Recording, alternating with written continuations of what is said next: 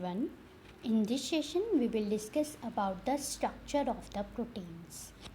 अभी तक हमने प्रोटीन के बारे में जो डिस्कस किया है वहाँ पे हमने देखा दैट प्रोटीन्स जो हैं वो हमारे जो मैजिक अमाइनो एसिड्स हैं, these are the 20 magic amino acids, उन्हीं से हमारे प्रोटीन्स बनते हैं. Now we will study about the structure of the protein and in this we have 4 levels of structural organizations. 4 levels में फर्स्ट है आपका primary structure, then tertiary and quaternary structure. जो आपका प्राइमरी स्ट्रक्चर है this is simply it includes sequences of the amino acid. हमारे जो normal amino acids है जब वो सीक्वेंस में प्रेजेंट होंगे then that will form the primary structure. Secondary structure में बेसिकली आपका स्पेशल अरेंजमेंट आती है of included in this case.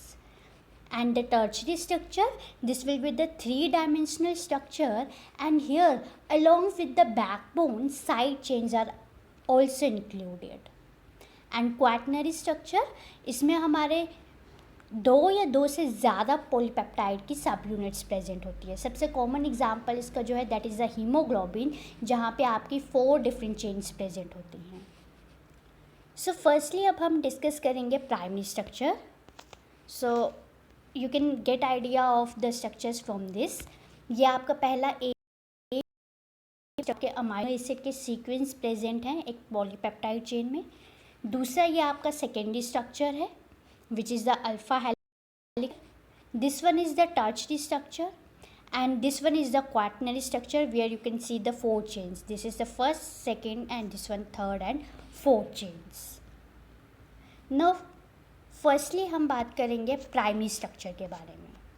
So as I told you that here we have only the sequences of the amino acids. ठीक है, जैसे यहाँ पे lysine, alanine, histidine, glycine, lysine, इस तरह से इनको अरेंज करके रखा है एक सिक्वेंशियल वे में. And here these are represented in their abbreviated form. ठीक है, या तो हम अमाइनो एसिड को सिंगल लेटर वर्ड से डिनोट करते हैं या ये जो 3 वर्ड्स एब्रिविएटेड फॉर्म होती है इसे हम डिनोट करते हैं. सो डायरेक्टली हमने अमाइनो एसिड्स लिखे हैं and these amino acids they are joined with each other by peptide.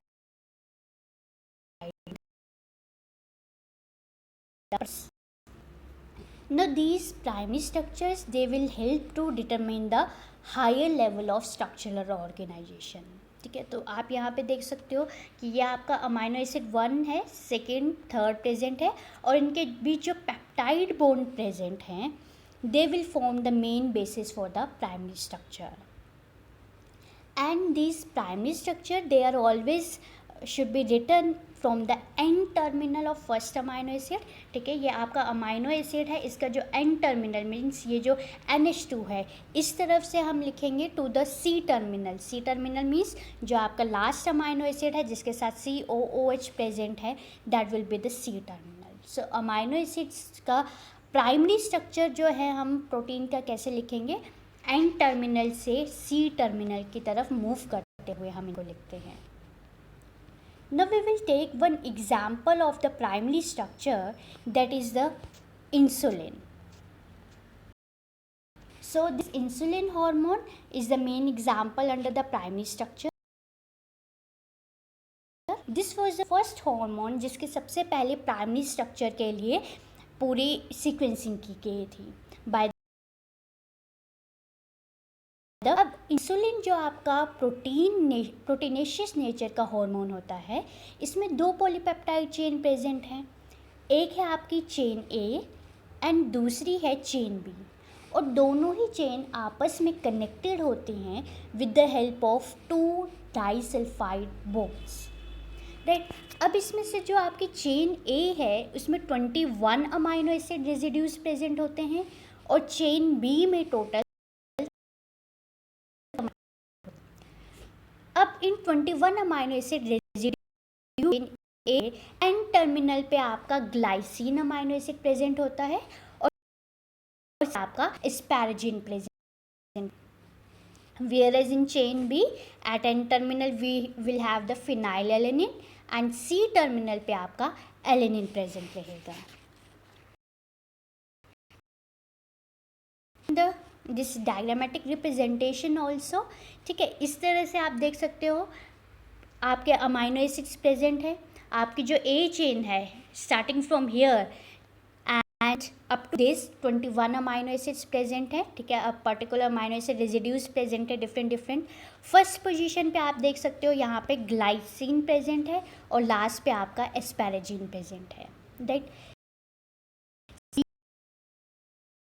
इस पोजीशन पे आपका फिनाइल एलेनिन प्रेजेंट है and at the last position alanine will be present. So you can see here last position पे आपका 30th position पे alanine है।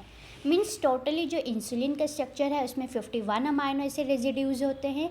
Out of this 21 in the chain A and 30 in the chain B. Now next point है that both they are interlinked by the disulphide bonds, ठीक है। तो आप यहाँ देखिए 7th पोजीशन पे सिस्टीन प्रेजेंट है।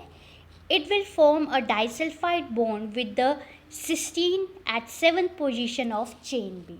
तो पहला बॉन्ड तो आपका ये बन गया, सिस्टीन के बीच में ही ए चेन के और बी चेन। डाइसल्फाइड बॉन्ड आपका बनता है आपकी ए चेन के 20th पोजीशन पे जो सिस्टीन है that will form the bond disulphide bond with the cysteine present at the 19th position of the B chain. So this is your second disulfide bond. By these two chains they are interlinked with each other. Then इसके अलावा एक third disulphide bond भी present रहता है। Third disulphide bond it will present in between A chain के ही amino acid residues के बीच में ये प्रेजेंट होता है। सो you can see here A chain के 6th पोजीशन पे जो सिस्टीन प्रेजेंट है it will form disulfide bond with the cysteine present at the third disulfide bond, and both the chains mature stage they are connected with the help of a connecting acid residues. Total इसमें आपके 33 amino acid residues होते हैं and when this pro-insulin get completely matured, this polypeptide chain 3 amino acid residues it will get removed from here and finally we have the 2 chains of the insulin. So this is the example of the primary structure of the proteins. Now next we are going to do about the secondary structure. So secondary structure में मैंने आपको already बता दिया कि यहाँ पे आपका mainly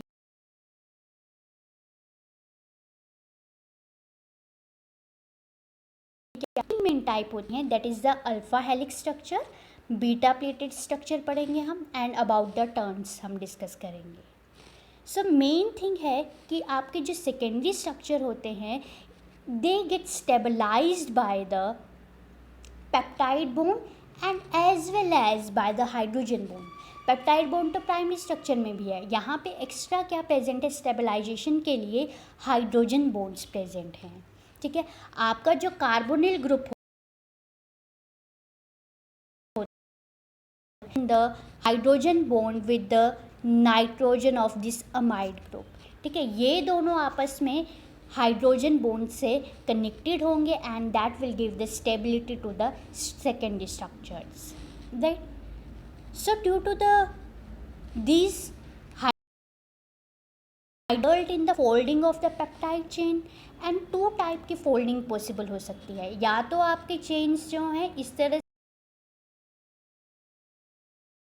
से ये कोइल कर जाएंगी and it will form the alpha helix secondary structure which is basically spiral shape, और दूसरा आपका होगा इस तरह से, ठीक है, मीन्स शीट्स की तरह और प्लेट्स की तरह ये अरेंज हो जाएगी। We call it as the beta pleated structure.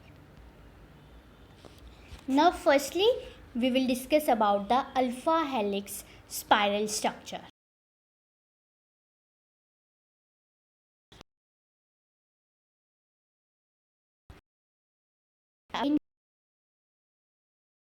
Structure present होता है, ठीक है, और जो भी आपकी साइड चेन्स प्रेजेंट होंगी that will be projected outwards, यानी कि अगर साइड पे चेन प्रेजेंट है तो यहाँ पे, ठीक है, they are projected at outward sides because they will not participate in this particular alpha helix secondary structure. हम सिर्फ बैकबोन को यहाँ पे कंसिडर करते हैं.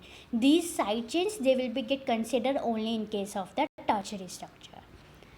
Then about the stabilization of this alpha helix conformation, as I told you they get stabilized by hydrogen bonds. तो आप देखोगे कि जो इमाइड हाइड्रोजन यानी कि जो में N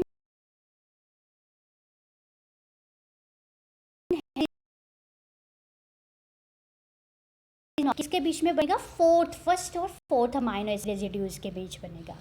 like this is the polypeptide chain. ठीक है, यहाँ पे हम सिर्फ इसको रिप्रेजेंट ऐसे कर रहे हैं. एक्चुअल में जो इनकी शेप रहेगी that will be the spiral cord.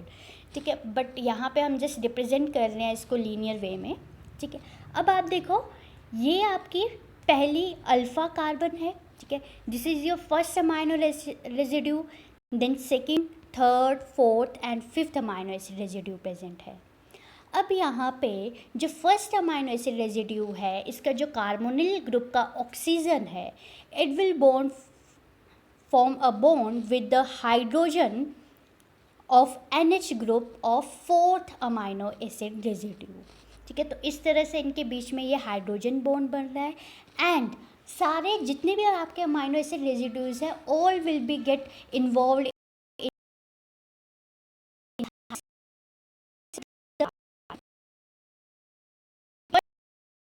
किया है. Then next will also get connected. ठीक है, तो आपका सिर्फ फर्स्ट और लास्ट इन्वॉल्व नहीं होगा, बाकी सारे जो हैं हाइड्रोजन बॉन्ड फॉर्मेशन में इन्वॉल्व रहते हैं. Now this special appearance they will form the alpha helix as a rigid and the roll like structure में 3.6 अमाइनो एसिड रेजिड्यूज प्रेजेंट रहते हैं. ठीक है, ये जो हम टर्न्स बना रहे हैं इनके इस तरह से अल्फा हेलिक्स के जो टर्न बना रहे हैं तो एक टर्न में total 3.6 amino acid residue present होते हैं. Then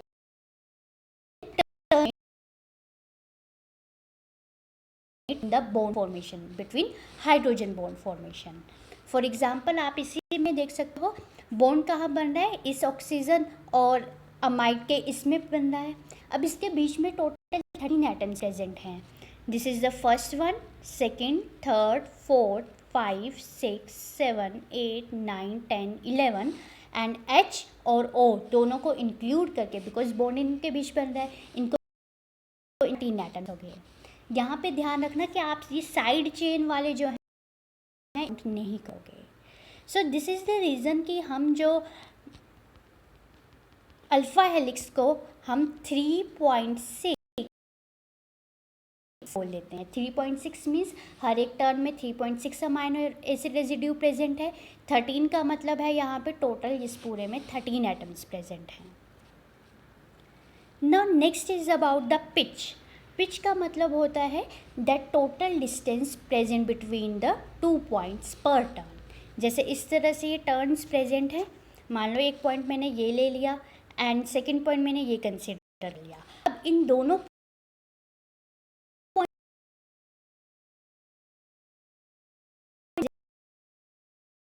pitch. देन सेकंड एक वर्ड आता है राइज.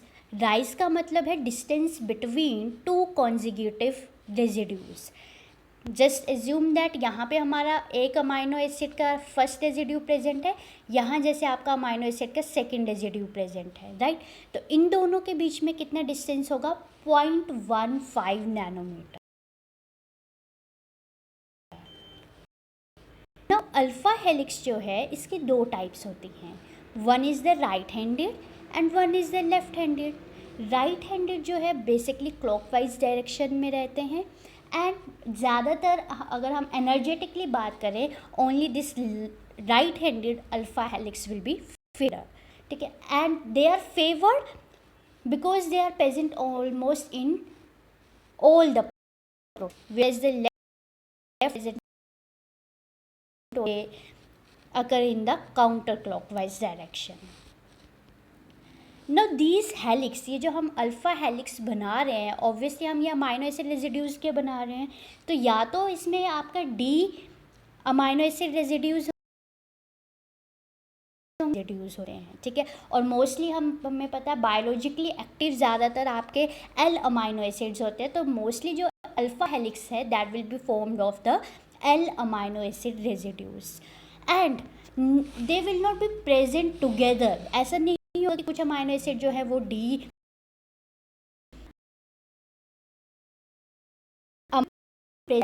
या तो आपका हेलिक्स पूरा डी अमाइनो एसिड का बना होगा या तो आपका एल अमाइनो एसिड का बना होगा। नाउ नेक्स्ट जो हमारे डिफरेंट अमाइनो एसिड्स हैं, this amino acid shows the different propensities for the alpha helix. अभी जो अलग प्रोपेंसिटीज है यहाँ पे हम देख सकते हैं कि एलेनिन, ग्लूटामिन,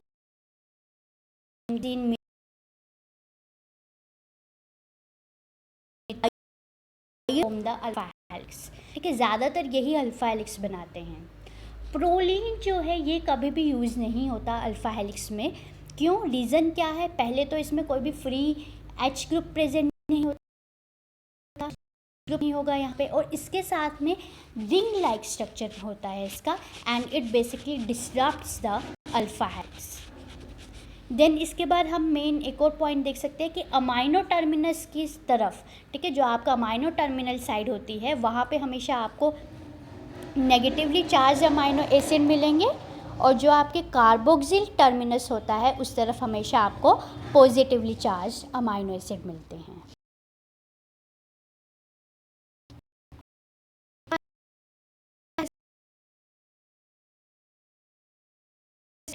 सिस्टम का मेजर कंपोनेंट होता है।